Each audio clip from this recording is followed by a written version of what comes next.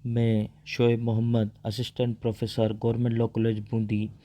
आज हम चर्चा करेंगे कोटा विश्वविद्यालय कोटा के एलएलबी प्रथम वर्ष के द्वितीय सेमेस्टर में चलने वाले पेपर मुस्लिम लॉ के एक टॉपिक मुता मैरिज के बारे में।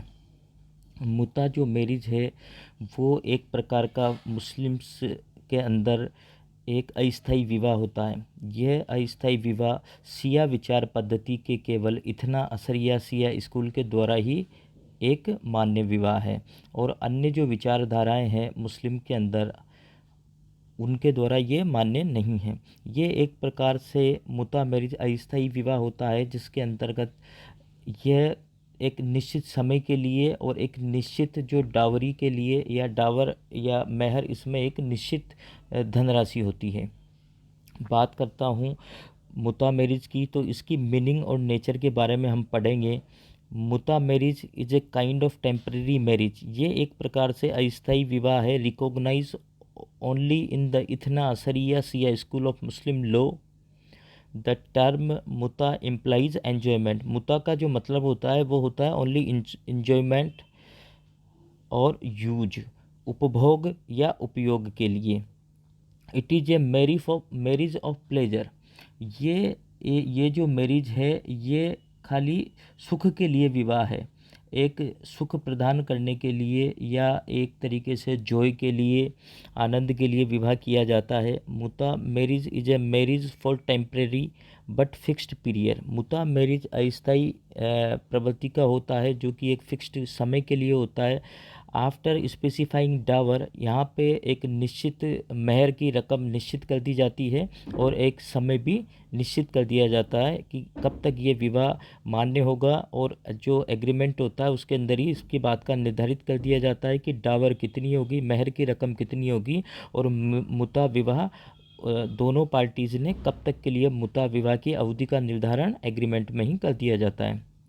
It is not recognise in Sunni law because according to that school the marriage contract should not be restricted in its duration and the words used at the time of proposal and acceptance must denote an immediate and permanent union। ये जो मुस्लिम के अंदर जो सुन्नी शाखा होती है वहाँ पर इस विवाह को मान्यता नहीं दी जाती। ये खाली जो विवाह है वो सिया जो शाखा है मुस्लिम्स की, उसकी भी एक ब्रांच है इतना असरिया सिया स्कूल का, बस वहीं पे मान्यता प्राप्त है। क्योंकि जो सुन्नी लोग के अनुसार, सुन्नी मान्यता के अनुसार एक जब ऑफ़र और एक्सेप्टेंस होता है तो वो इमीडिएट एंड परमानेंट यूनियन के लिए होता है, न कि किसी एक निश्चित अवधि के लिए। और निश्चित अवधि के लिए जो विवाह किया जाता है वो सुन्नी जो शाखा है मुस्लिम्स की, उनमें ये मान्यता इसको प्राप्त नहीं है, या वहाँ पे इस प्रकार के विवाह को शून्य समझा जाता है, सुन्नी शाखा के अंदर वॉइड समझा जाता है। हैंस मुता marriage is void under the सुन्नी लॉ बट वैलिड अंडर सिया लॉ। इस प्रकार से जो सुन्नी जो शाखा है उसके अंदर तो जो मुता विवाह होता है उसको अस्थायी माना गया है, जबकि अस्थायी यानी वॉइड माना गया है, शून्य माना गया है। और जो सिया लॉ है उसके अंदर इसको वैलिड माना गया है इतना असरिया शाखा के अंदर। द स्पेसिफाइड पीरियड में बी ए डे, मंथ और ईयर और ए टर्म ऑफ ईयर। यानी कि जो स्पेसिफाइड जो पीरियड होता है मुता विवाह का सिया इतना असरिया शाखा के अंदर वो फिक्स होता है, चाहे वो एक दिन हो, एक महीना हो, या एक साल हो, या टर्म ऑफ ईयर्स कई साल भी वो पीरियड हो सकता है इसका। A female Muslim may contract मुता मैरिज विद ए मुस्लिम। एक जो मेल सिया मुस्लिम है वो मै कॉन्ट्रैक्ट मुता मैरिज विद ए मुस्लिम। एक जो सिया पुरुष होता है इतना असरिया शाखा का, वो किसी मुस्लिम के साथ भी मुता मैरिज कर सकता है, क्रिश्चियन के साथ कर सकता है, जेविस के साथ कर सकता है, और फायर वर्शिपिंग जो फायर की आग की पूजा करते हैं उस महिला के साथ में इस प्रकार से विवाह किया जा सकता है। But not with the follower of any other religion. किसी अन्य जो धर्म को मानने वाले लोग हैं उनके साथ में एक मुस्लिम सिया पुरुष शादी नहीं कर सकता, मुता विवाह नहीं कर सकता। मुता marriage with a Hindu women is void. एक मुता विवाह किया जाता है किसी हिंदू महिला के साथ में तो वो वॉइड होता है, वो शून्य होता है। मुस्लिम लोग के मुता विवाह को सिया शाखा के अंतर्गत एक किसी हिंदू महिला से शादी को शून्य करार दिया है। ए फीमेल सिया is not free to contact मुता विद ए नॉन मुस्लिम।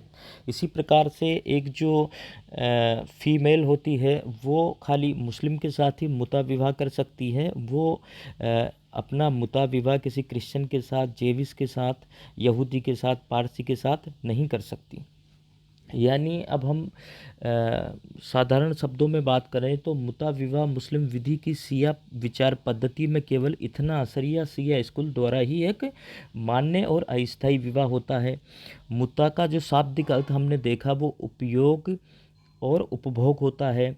हेफनिंग जो था, हेफनिंग के अनुसार कानूनी संदर्भ में इसको आनंद के लिए विवाह कहा जाता है कि ये विवाह केवल आनंद प्राप्ति के लिए किया जाता है।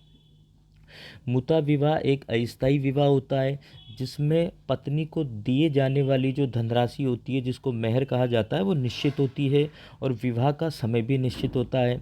सुन्नी विधि इसे मान्यता नहीं देती क्योंकि सुन्नी विचार जो पद्धति है इसके अनुसार संविदा, विवाह की जो संविदा होती है उसमें विवाह की अवधि का निर्धारण हम नहीं कर सकते।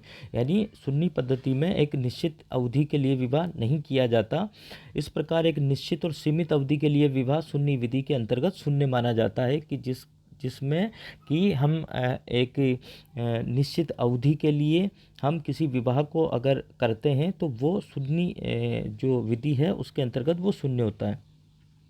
परंतु सिया विधि के अंतर्गत ये इसको मान्यता दी गई है। सिया विधि के अंतर्गत मुता विवाह की अवधि का निर्धारण होना इसका आवश्यक लक्षण है।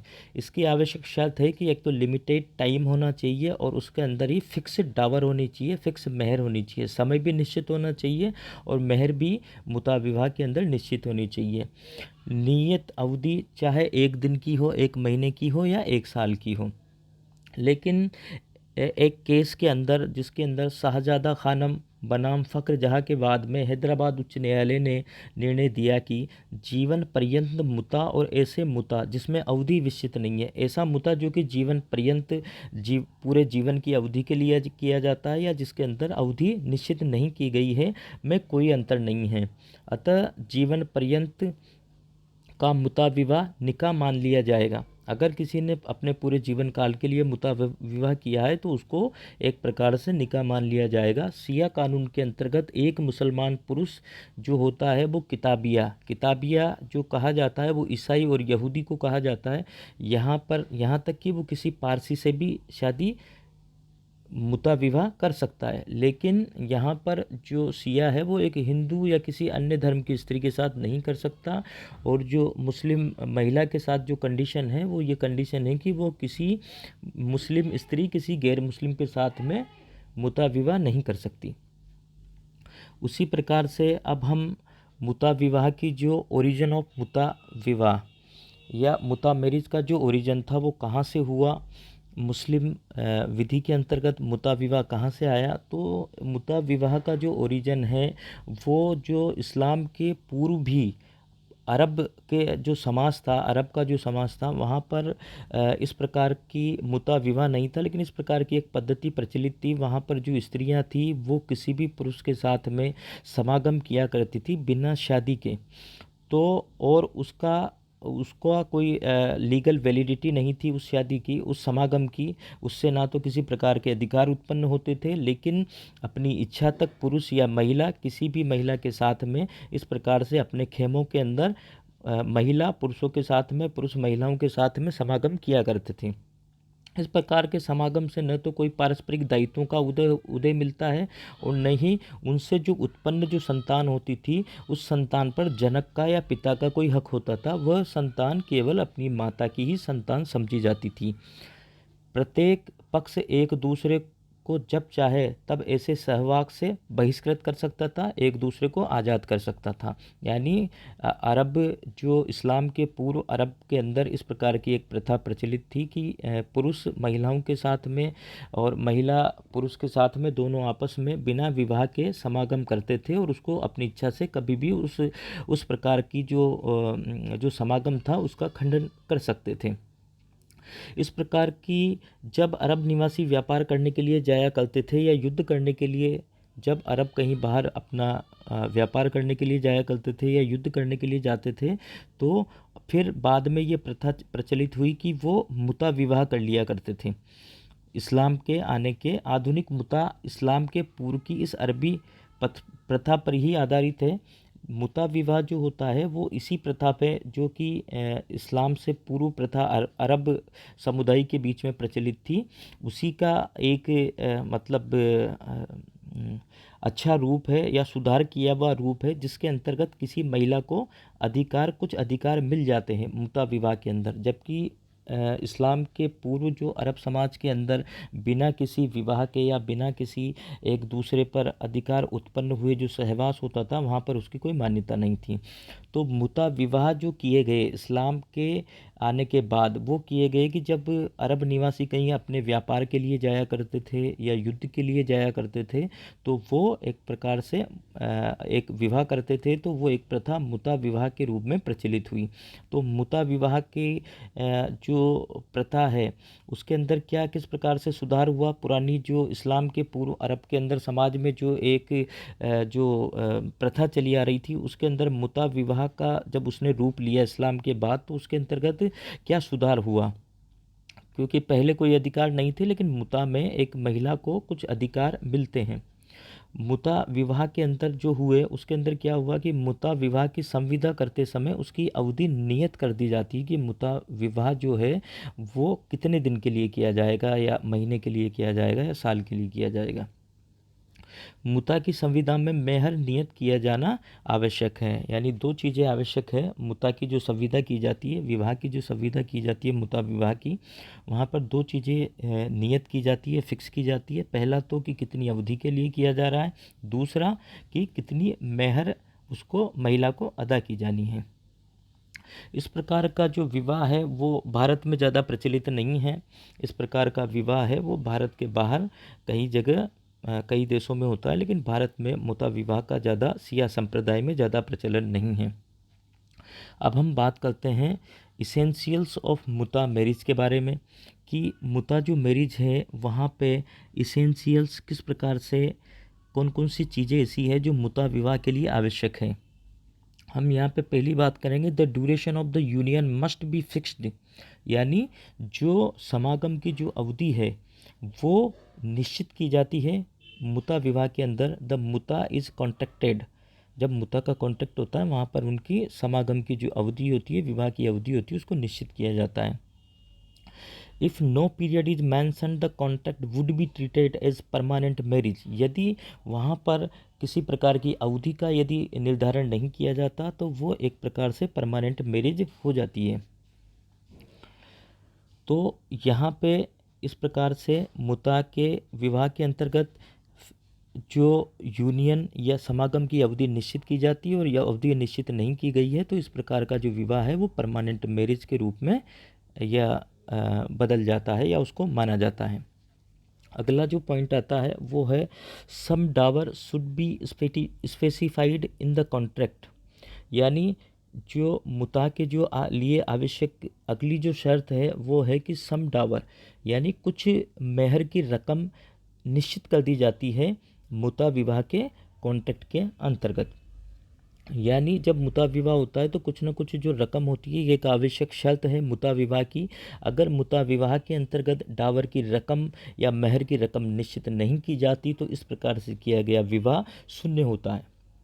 यानी कि संविदा में मेहर की धनराशि का उल्लेख होना निश्चित है, होना चाहिए। जब अवधि और मेहर निश्चित हो जाए तो संविदा वैध मानी जाती है, और इस प्रकार से जो विवाह होता है वो मान्य होता है। परंतु यदि अवधि तो नियत कर दी गई है लेकिन मेहर निश्चित नहीं किया गया है, तो इस प्रकार से जो विवाह होगा वो शून्य विवाह कहलाता है, वो मान्य विवाह नहीं है। परंतु यदि इस प्रकार से विवाह के अंदर मेहर की राशि तो निश्चित कर दी जाती है लेकिन अवधि निश्चित नहीं की जाती, तो जो मुता की जो संविदा है, विवाह की जो संविदा है, मुता के रूप में शून्य होते हुए भी स्थायी विवाह के रूप में प्रवृत्त रह सकती है। यानी वो इस प्रकार का जो विवाह है जिसमें मेहर की राशि तो नियत की गई है लेकिन अवधि निश्चित नहीं की गई, वो मुता के रूप में तो शून्य होती है, लेकिन वो एक स्थायी एक प्रकार से, जहाँ पर अवधि को निश्चित नहीं किया गया है लेकिन मेहर की राशि को निश्चित किया गया है, वो एक प्रकार से मुता के रूप में तो शून्य होते हुए भी स्थायी विवाह के रूप में प्रवृत्त रह सकती है, या वो एक स्थायी विवाह के रूप में आगे बढ़ सकती है। यदि नियत समय के लिए मुता रूप से विवाह करके दो प्राणी पति पत्नी के रूप में प्रवृत्त रह सकती है, पति पत्नी के रूप में उस अवधि के बीत जाने के बाद भी साथ रहते हैं, तो प्रतिकूल साक्ष्य के अभाव में पूर्व धारणा होगी कि विवाह की अवधि का विस्तार कर दिया गया। यदि दोनों जो साथी हैं मुता विवाह के पति पत्नी, वो अगर जो उनके द्वारा मुता विवाह में जो अवधि निश्चित की गई थी उसके बाद भी अगर वो साथ में रहते हैं, तो उस अवधि के बाद भी साथ रहते हैं, तो हम ऐसा मानते हैं कि उनके जो मुता विवाह की जो अवधि थी उसका विस्तार कर दिया गया है एक प्रकार से। यानी जब तक वो दोनों साथ रहते हैं तो इस प्रकार की धारणा की जाएगी किसी प्रतिकूल साक्ष्य के अभाव में कि उन दोनों का विवाह अभी भी दोनों की मर्जी से मुता विवाह कंटिन्यू है। अगला जो आता है, there must be a proper contract declaration and acceptance are necessary. जो मुस्लिम विवाह की जो अगली शर्त है मुता विवाह की, उसके अंतर्गत there must be a proper contract की जो शर्त है, जिस प्रकार से भारतीय संविधान अधिनियम 1872 के अंतर्गत कॉन्ट्रैक्ट की जो शर्तें दी गई हैं, वो शर्तें पूरी होनी चाहिए। प्रॉपर ऑफ़र होना चाहिए, विवाह का डिक्लेरेशन होना चाहिए और उस ऑफ़र का एक्सेप्टेंस होना चाहिए। दोनों पार्टी जो है वो साउंड माइंड होना चाहिए, दोनों पार्टीज मेजर होना चाहिए, वयस्क होना चाहिए, साउंड होना चाहिए, दोनों पार्टीज अनसाउंड माइंड नहीं होना चाहिए, साउंड माइंड होना चाहिए। तो इस प्रकार से जो कॉन्ट्रैक्ट की जो शर्तें हैं उनका दोनों पार्टीज के द्वारा उनको पूरा किया जाना चाहिए। अगला जो आता है, अगली जो शर्त आती है मुता विवाह के संबंध में, वो है there must not exist any prohibited degree of relationship between the parties. यहाँ पर जो दोनों पार्टीज हैं जो पति पत्नी के रूप में साथ में रहेंगे, तो उन दोनों के बीच में प्रोहिबिटेड जो रिश्ता है, प्रोहिबिटेड डिग्री ऑफ रिलेशनशिप नहीं होना चाहिए। प्रोहिबिटेड डिग्री यानी दोनों के बीच में, महिला और पुरुष के बीच में इस प्रकार का संबंध नहीं होना चाहिए कि वहाँ पर विधिक रूप से निर्योग्यता हो विवाह करने के लिए, या विधि ने मुस्लिम विधि के अनुसार मना किया गया है कि दोनों जो ऐसा पुरुष और ऐसा महिला विवाह नहीं कर सकते। इस प्रकार का जो विवाह है वो रक्त संबंधी या कराबत कॉन्संगिनिटी के द्वारा हो सकता है, जहाँ पर एक दूसरे से परस्पर स्त्री पुरुष एक दूसरे से विवाह नहीं कर सकते, जहाँ पर उनके बीच में इस प्रकार का रक्त संबंध हो, जैसे कि अपनी माता या दादी के साथ जितनी भी पीढ़ी ऊपर हो, चाहे माता या दादी की, उसके साथ विवाह नहीं किया जा सकता। अपनी पुत्री या पौत्री के साथ विवाह नहीं किया जा सकता, चाहे कितनी ही पीढ़ी नीची हो। अपनी बहन के साथ नहीं किया जा सकता, चाहे सगी हो या यूटेराइन हो या कॉन्सनगाइन हो, सहोदरा हो। भाई की पुत्री के साथ या पौत्री के साथ विवाह नहीं किया जा सकता, मौसी या मामी के साथ नहीं किया जा सकता, दादा दादी की बहनों के साथ नहीं किया जा सकता, माता की बहन के साथ नहीं किया जा सकता, अपने पिता या माता की बहन के साथ नहीं किया जा सकता। दूसरा आता है, विवाह संबंध या मुसारत के कारण, अफिनिटी के कारण कुछ प्रोहिबिटेड डिग्री ऑफ रिलेशनशिप हो सकती है, जिस प्रकार से पत्नी की माता या दादी, चाहे ऊपर कितनी भी पीढ़ी हो, उनके साथ एक पुरुष विवाह नहीं कर सकता। पत्नी की पुत्री या पौत्री के साथ नहीं किया जा सकता। पिता या पितामह की पत्नी, चाहे जितनी भी पीढ़ी ऊपर हो, इस प्रकार से पुत्र पौत्री या नाती की पत्नी, चाहे जितनी भी पीढ़ी ऊपर हो। ठीक इस प्रकार से ये विवाह के द्वारा और रक्त संबंध के द्वारा इस प्रकार से कुछ रिश्ते हैं जिनके साथ में एक पुरुष या महिला विवाह नहीं कर सकती। और एक प्रकार से एक और यहाँ पे निर्योग्यता है विवाह करने की, वो है फर्स्ट रेस संबंध के द्वारा। यदि किसी जो पुरुष था उसने अपनी दो विवाह से 2 वर्ष से कम आयु में किसी स्त्री का दूध पिया हो तो उसके द्वारा जो उस महिला के साथ उसका फॉस्टरेज धात्रेय संबंध स्थापित हो जाता है, तो उसकी जो पुत्री होती है या अपनी जो धात्रेय माँ होती है उसके साथ वो विवाह नहीं कर सकता। इस प्रकार से विवाह के द्वारा, रक्त संबंध के द्वारा और धात्रेय के द्वारा, फॉस्टरेज के द्वारा जो प्रोहिबिटेड डिग्री ऑफ रिलेशनशिप होती है वो उत्पन्न होती है और वहाँ पर विवाह नहीं किया जा सकता। द रूल ऑफ, अगला जो आता है, 5th जो आता है, the rule of limiting the number of wives to 4 as regards regular marriage does not apply to मुता मैरिज। यानी जो मुता मैरिज के अंतर्गत जो सामान्य एक मुस्लिम के द्वारा विवाह किया जाता है, मुस्लिम पुरुष के द्वारा, वो 4 महिलाओं के साथ वो एक साथ विवाह कर सकता है। लेकिन मुता मैरिज के अंदर वो कितनी ही महिलाओं से विवाह कर सकता है, यहाँ पर 4 का जो बाध्यकारी नियम है वो किसी भी मुस्लिम पुरुष के लिए लागू नहीं होता। वो 4 से भी ज़्यादा महिलाओं के साथ में एक ही समय के अंदर मुता विवाह कर सकता है। अगली बात हम करते हैं कि लीगल इंसिडेंट्स और इफ़ेक्ट्स ऑफ मुता मैरिज, यानी जो मुता मैरिज होता है उसका क्या लीगल परिणाम निकलते हैं या उसका क्या प्रभाव पड़ता है, मुता मैरिज का क्या प्रभाव होता है या उसके क्या लीगल परिणाम निकल कर सामने आते हैं। पहला जो हम बात करेंगे मुता मैरिज से वो है कि no mutual rights of inheritance between parties are created. यानी जब मुता विवाह के द्वारा पति का पत्नी की संपत्ति में, पत्नी का पति की संपत्ति में किसी भी प्रकार का जो इनहेरिटेंस होता है, उत्तराधिकार का उद्भव नहीं होता है। यानी हम कहें तो पक्षों के बीच पारस्परिक उत्तराधिकार का उद्भव मुता विवाह के द्वारा नहीं होता है। यदि पारस्परिक या एक पक्षीय उत्तराधिकार के अधिकारों के विषय में कि हमारे बीच में मुता विवाह के जो संविदा होती है उस संविदा के अंदर इस प्रकार से अगर लिख दिया जाता है कि हम पारस्परिक एक दूसरे के जो उत्तराधिकार होगा तो उसका उद्भव हमारे इस मुता विवाह से हो जाएगा, या एक पक्षीय किसी एक पक्ष के जो है ऊपर उत्तराधिकार के अधिकार का क्या बोलते हैं उद्भव हो जाएगा, तो इस प्रकार की संविदा मान्य होगी। अन्यथा इस प्रकार की अगर संविदा नहीं है मुता विवाह के अंतर्गत और सिंपल मुता विवाह है, इस प्रकार का कोई उन्होंने अपने मुता विवाह के अंदर इस प्रकार का कोई क्लोज या शर्त नहीं लगाई है, तो मुता विवाह होने मात्र से पति पत्नी का या पुरुष या महिला का एक दूसरे की संपत्ति के ऊपर या पारस्परिक उत्तराधिकार का उद्भव नहीं होता है।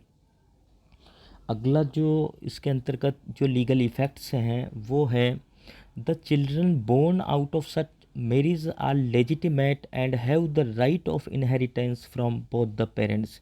यानी इस प्रकार से जो मुता विवाह के द्वारा जो उत्पन्न होने वाली संतान है उनका उत्तराधिकार का जो उनका अधिकार है वो उनका उद्भव होता है मुता मैरिज से, और इस प्रकार से जो मुता मैरिज से प्राप्त जो उत्पन्न होने वाली जो संतान है वो लेजिटिमेट होती है यानी वैध होती है, और उनका जो उत्तराधिकार का अधिकार है वो अपने माता पिता दोनों के ऊपर उत्तराधिकार के अधिकार का उनका उद्भव होता है। यानी हम कहें तो ऐसे विवाह से, मुता विवाह से उत्पन्न जो संतान होती है वो वैध होती है और माता पिता दोनों से उत्तराधिकार का अधिकार रखती है। दोनों पर ही, वो चाहे माता हो या पिता हो, दोनों पर ऐसी संतान का जो कि वैध होती है उसका उत्तराधिकार का अधिकार होता है। अगली बात हम करेंगे the marriage is dissolved इप्सो facto on the expiry of the fixed period और बाय म्यूचुअल कंसेंट और by the death of the either party. यानी जो मुता विवाह जो होता है वो एक निश्चित अवधि के लिए होता है, और जैसे ही वो निश्चित अवधि ख़त्म हो जाती है वैसे ही ये मुता विवाह इप्सो फैक्टो स्वतः ही डिजोल्व हो जाता है या उस विवाह का विच्छेद हो जाता है या विवाह का खंडन हो जाता है। तो एक प्रकार से तो विवाह का खंडन किस प्रकार से होगा, यदि दोनों की जो जितने समय के लिए विवाह किया गया था वो अवधि पूर्ण हो गई हो, तो इप्सो फैक्टो स्वतः ही वो जैसे ही उस अवधि का एक्सपायर होगी वो अवधि या वो अवधि पूरी होगी, मुता विवाह स्वतः ही विच्छेद हो जाएगा या मुता विवाह का खंडन हो जाएगा, या फिर बाय म्यूचुअल कंसेंट के द्वारा भी, यदि जो पुरुष और महिला है या जो मुता विवाह के द्वारा पति पत्नी है आपस में म्यूचुअल कंसेंट से भी इस विवाह को ख़त्म कर सकते हैं, या फिर death of the other party, यदि दोनों में से पुरुष या महिला के में से किसी की मृत्यु हो जाती है मुता मैरिज की, तो ये जो पति पत्नी होते हैं उनमें से किसी की मृत्यु हो जाती है तब भी मुता विवाह ख़त्म हो जाता है या मुता विवाह का विच्छेद हो जाता है। यानी कि नियत अवधि की समाप्ति पर या पारस्परिक सम्मति से या पति पत्नी में से किसी की मृत्यु हो जाने पर मुता विवाह का स्वतः ही विवाह विच्छेद हो जाता है। अगला जो लीगल इफ़ेक्ट्स होता है इसका मुता विवाह का या मुता विवाह का जो इफ़ेक्ट होता है वो है कि divorce is not recognised in मुता मैरिज। मुता विवाह जो होता है उसमें डाइवर्स को रिकॉग्नाइज नहीं किया गया है या मुता विवाह के अंदर डाइवर्स नहीं होता है, या डाइवर्स का जो कंसेप्ट है वो यहाँ पर मान्य नहीं है, क्योंकि जो सामान्य जो विवाह होता है वहाँ पर डाइवर्स होता है और डाइवर्स के अपने ग्राउंड्स होते हैं, लेकिन जो मुता विवाह है वहाँ पर तलाक को मान्यता नहीं दी गई है। पति यदि चाहे तो पत्नी को शेष अवधि का दान कर सकता है। यदि पति और पत्नी के बीच में एक फिक्स अवधि के लिए मुता विवाह होता है और मान लो कि पति चाहे अपनी उस मुता विवाह का खंडन करना चाहता है, या तो वो अपनी पत्नी को शेष जो अवधि है उसका दान कर सकता है, अपनी पत्नी को फ्री कर सकता है, समय से पूर्व भी फ्री कर सकता है, जिसे हिबा ए मुद्दत कहते हैं, उसको वो अवधि दान के रूप में दे सकता है। और उसको महिला को या पत्नी को, जो कि यहाँ पे पत्नी है उस व्यक्ति की, उसको मतलब बची हुई अवधि का दान कर सकता है। यदि उनके बीच में जो कॉन्ट्रैक्ट होता है उस कॉन्ट्रैक्ट के पहले ही वो अपनी पत्नी को फ्री करना चाहता है तो उस अवधि का दान कर देता है और अपनी पत्नी को फ्री कर देता है। इसको हिबा ए मुद्दत कहा जाता है। और यदि पत्नी नियत समय से पहले ही, जो कि उनका नियत समय था, नियत समय उन्होंने निर्धारित किया था मुता विवाह का, उसके पहले ही पति को त्याग देती है, तो पति बाउंड नहीं होता कि वो उसको, अपनी पत्नी को पूरी मेहर की राशि अता करे। वो आनुपातिक रूप से जितना हिस्सा पति ने पहले ही अपने पति को त्याग दिया है उस हिस्से को आनुपातिक रूप से मेहर का जो हिस्सा होता है उसको कम करके अपनी पत्नी को देता है। यानी इस अवधि के अंदर पति मेहर का आनुपातिक हिस्सा कम कर सकता है। अगला जो लीगल इफेक्ट है वो है, if the marriage is consummated the wife is entitle to get full dower. यदि मुता मैरिज के बाद में पति पत्नी के बीच में समागम होता है तो जो पत्नी होती है वो पूरी मेहर प्राप्त करने की अधिकारी होती है। If the marriage is not consummated she is entitle to half dower. और यदि किसी कारण से पति और पत्नी के बीच में समागम नहीं होता है मुता मैरिज के, तो जो पत्नी होती है वो पूरी मेहर प्राप्त करने की अधिकारी नहीं होती, वो सिर्फ आधी जो मेहर की राशि होती है वही प्राप्त करने की अधिकारी होती है। लेकिन तो इस प्रकार से जो अगर मैरिज है वो कंज्यूमेटेड हो गई, दोनों के बीच में समागम हो गया, पूर्ण अवस्था को वो मैरिज प्राप्त हो गई, तो पत्नी पूर्ण मेहर की अधिकारी होगी। और अगर उन दोनों के बीच में, पति पत्नी के बीच में समागम नहीं होता है तो आधी मेहर को प्राप्त करने की पत्नी हकदार होगी। अगला बिंदु आता है बिंदु 6, द वाइफ इन मुता marriage is not entitle to maintenance under सियाला। यानी मुता मैरिज के द्वारा जो पत्नी को मेंटेनेंस का अधिकार प्राप्त नहीं होता है सिया ला के अनुसार। इस प्रकार से मुता विवाह के जो पत्नी होती है तो वो सिया ला के अनुसार मेंटेनेंस या भरण पोषण के लिए वाद नहीं ला सकती सिया ला के अंतर्गत। लेकिन उसके पास में दंड प्रक्रिया संहिता की जो धारा 125 है वहाँ पर अगर इस प्रकार की जो सिया महिला है वो अपने भरण पोषण के लिए, अंतर्गत निर्वाह भत्ते के लिए दावा कर सकती है, जबकि सिया लो के अंतर्गत मुता विवाह की जो पत्नी होती है वो भरण पोषण के उसका अधिकार नहीं होता। लेकिन वो महिला धारा 125 भारतीय दंड प्रक्रिया संहिता के अंतर्गत वो मेंटेनेंस के लिए या भरण पोषण के लिए दावा कर सकती है।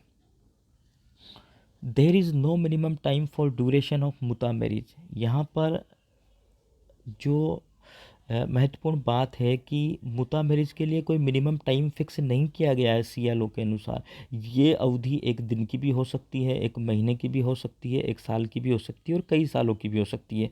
कि ये मिनिमम टाइम नहीं है कि मिनिमम कि मुता जो विवाह है वो इतने समय के लिए तो होना ही चाहिए। मुता विवाह की अवधि कुछ भी हो सकती है। यानी कि मुता विवाह की अवधि की कोई न्यूनतम सीमा निर्धारित नहीं की गई है। मुता विवाह की अवधि के बाद भी यदि समागम जारी रहता है, जैसा कि एक केस है शोहरत सिंह बनाम जाफरी बीवी के वाद में निर्णित किया गया कि यह समझा जाएगा कि मुता विवाह का विस्तार हो गया है, दोनों ने उस विवाह को आपसी सहमति से कंटिन्यू किया है और मुता की अवधि के बाद में भी अगर उनके कोई संतान उत्पन्न होती है, आपसी सहमति से वो साथ में रह रहे हैं, उनकी मुता विवाह की अवधि का जो समय है वो पूरा हो गया है और उसके बावजूद भी वो साथ में रह रहे हैं अपनी मर्जी से, तो इस प्रकार से हम ऐसा समझा जाएगा कि मुता विवाह की जो अवधि था उसका विस्तार हो गया है।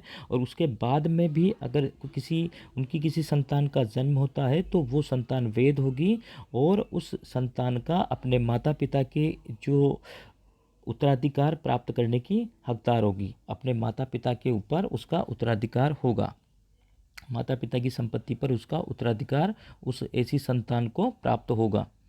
यदि विवाह की अवधि निश्चित नहीं की गई है परंतु विवाह के पक्षकारों ने विवाह को मुता विवाह का नामकरण दिया गया है, यदि जो एग्रीमेंट था उनके बीच में उसमें विवाह की अवधि को निश्चित नहीं किया गया है और खाली अपना उसका नाम ही ऐसे ही दे दिया गया है कि ये साहब मुता विवाह है, तो मात्र मुता शब्द से विवाह अस्थायी नहीं माना जाएगा। खाली नाम ही दे दिया उसका कि ये मुता विवाह है साधारण शब्दों में, जबकि एग्रीमेंट में इस तरह का उन्होंने उसको अवधि को निश्चित नहीं किया गया है जो मुता विवाह का जो उन दोनों के बीच में कॉन्ट्रैक्ट हुआ है, तो ऐसा विवाह स्थायी विवाह हो जाएगा, ऐसा विवाह निकाह माना जाएगा और वो स्थायी विवाह हो जाएगा। ऐसा S.A. हुसैन बनाम राजम्मा के वाद में माननीय न्यायालय ने कहा है।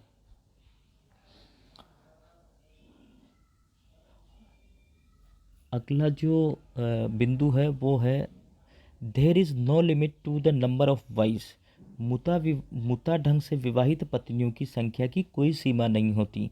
साधारण विवाह किया जाता है, किसी के साथ निकाह किया जाता है तो एक समय में कोई मुस्लिम पुरुष जो होता है वो 4 पत्नियां रख सकता है, लेकिन मुता विवाह के बारे में पत्नियों की संख्या निर्धारित नहीं की गई है। वो 4 से भी ज़्यादा कई पत्नियां एक साथ रख सकता है मुता विवाह के द्वारा।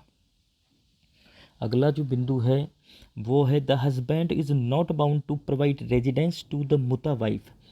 यहाँ पर जो मुता विवाह की जो पत्नी होती है या मुता विवाह की जो पत्नियां होती हैं उनके जो निवास स्थान का प्रबंध करने के लिए पति बाध्य नहीं है या उनको रेजिडेंस फैसिलिटी प्रोवाइड करने के लिए हस्बैंड बाउंड नहीं होता सिया ला के अनुसार, सिया विधि के अनुसार।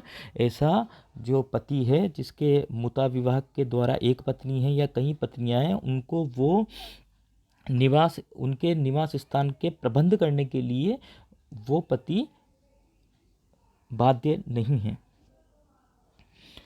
अगला बिंदु आता है द मुता wife is required to observe इद्दत इफ मैरिज इज कंज्यूमेटेड। अगला जो महत्वपूर्ण जो बिंदु है मुता विवाह का जो लीगल इफेक्ट है, यदि एक महिला और पुरुष के बीच में मुता विवाह होता है तो वो पति पत्नी के रूप में रहते हैं और इस प्रकार से उनके बीच में यदि समागम हो जाता है तो मुता विवाह की जो पत्नी होती है उसको इद्दत पीरियड पूरा करना पड़ता है विवाह विच्छेद के बाद में, चाहे वो पति की मृत्यु से हुआ हो या अन्य किसी वजह से हुआ हो। लेकिन यदि मैरिज कंज्यूमेटेड नहीं होती तो इस प्रकार से महिला के लिए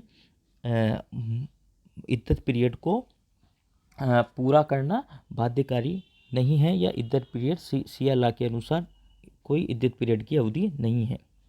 यानी पति की मृत्यु हो जाने पर मुता द्वारा विवाहित पत्नी से 4 महीने 10 दिन तक की अवधि तक उसको इद्दत पीरियड पूरा करना पड़ता है। यदि मुता विवाह के दौरान ही पति की मृत्यु हो जाती है तो पत्नी को 4 महीने 10 दिन की अवधि तक इद्दत पीरियड को पूरा करना पड़ता है। और यदि वो महिला गर्भवती है तो जब तक कि बच्चे का जन्म नहीं हो जाता तब तक कि उसको इद्दत पीरियड का पालन करना पड़ता है। पति की मृत्यु होने की स्थिति में। यदि विवाह की समाप्ति पति की मृत्यु की वजह से नहीं हुई है तो उस अवस्था में केवल विवाह के समागम कर लेने पर इद्दत जरूरी होती है। यदि पति की मृत्यु हो जाती है तो पत्नी को इद्दत पीरियड तो पूरा करना ही पड़ेगा, चाहे उसके बीच में समागम हुआ हो या समागम नहीं हुआ हो। लेकिन अगर पति की मृत्यु से विवाह का समाप्ति नहीं होती, अन्य वजह से विवाह की समाप्ति होती है, तो उसको अगर उन दोनों के बीच में समागम कर लेने पर इद्दत ज़रूरी होती है। अगर समागम नहीं है उन दोनों के बीच में तो इद्दत पीरियड को फॉलो करना ज़रूरी नहीं होता, और उसकी अवधि यदि पत्नी मासिक धर्म हो तो 2 मासिक धर्मों तक होती है। यदि पत्नी मासिक धर्म से है तो 2 मासिक धर्मों तक उसकी इद्दत पीरियड की अवधि होती है। यदि पत्नी का जो विवाह विच्छेद है या विवाह की समाप्ति है वो मृत्यु से नहीं हुई है, जबकि मृत्यु के अलावा अन्य किसी वजह से विवाह की समाप्ति हुई है, तो ऐसी पत्नी को यदि उन दोनों के बीच में, पति पत्नी के बीच में समागम हो चुका था, तो इद्दत पीरियड पूरा करना पड़ेगा, और इद्दत पीरियड की जो अवधि होगी वो 2 मासिक धर्म होगी। और यदि पत्नी मासिक धर्म से है तो, यदि पत्नी मासिक धर्म से नहीं है तो भी ऐसी पत्नी को, यदि ऐसे पति और पत्नी के बीच में समागम हो चुका है तो उसकी अवधि 45 दिन होगी। यानी कि यदि पति की मृत्यु हो जाती है तो पत्नी को इद्दत पीरियड फॉलो करना ही पड़ेगा, जो कि 4 महीने 10 दिन का होगा, चाहे उनके बीच में समागम हुआ हो या समागम नहीं हुआ हो, या अन्य किसी कारण से पति पत्नी के बीच में विवाह का विच्छेद होता है, विवाह की समाप्ति होती है। तो यदि पत्नी समागम से है तो समागम, यदि पति और पत्नी के बीच में समागम हो चुका है और पत्नी मासिक धर्म से है तो ऐसी पत्नी को 2 मासिक धर्मों तक इद्दत पीरियड फॉलो करना पड़ेगा, और दोनों पत्नी यदि मासिक धर्म से नहीं है तो पत्नी को 45 दिन तक इद्दत पीरियड को फॉलो करना पड़ेगा। और यदि पत्नी मुता विवाह का जो विच्छेद है, विवाह का जो समाप्ति है वो पति की मृत्यु की वजह से नहीं हुई है, अन्य किसी वजह से मुता विवाह की समाप्ति हुई है, और हस्बैंड और वाइफ के बीच में समागम नहीं हुआ है, तो यहाँ पर इद्दत पीरियड को फॉलो करने की आवश्यकता नहीं है। इस प्रकार से इस वीडियो के अंदर हमने देखा कि मुता विवाह की अर्थ और प्रकृति क्या है, मुता विवाह का ऐतिहासिक आधार क्या रहा है, मुता विवाह के आवश्यक तत्व कौन कौन से हैं, और मुता विवाह की जो विधिक प्रसंगितियां हैं वो क्या है, या मुता विवाह होने से इफ़ेक्ट ऑफ मुता विवाह के क्या होते हैं, मुता विवाह से क्या लीगल इफ़ेक्ट सामने निकल कर आते हैं। धन्यवाद।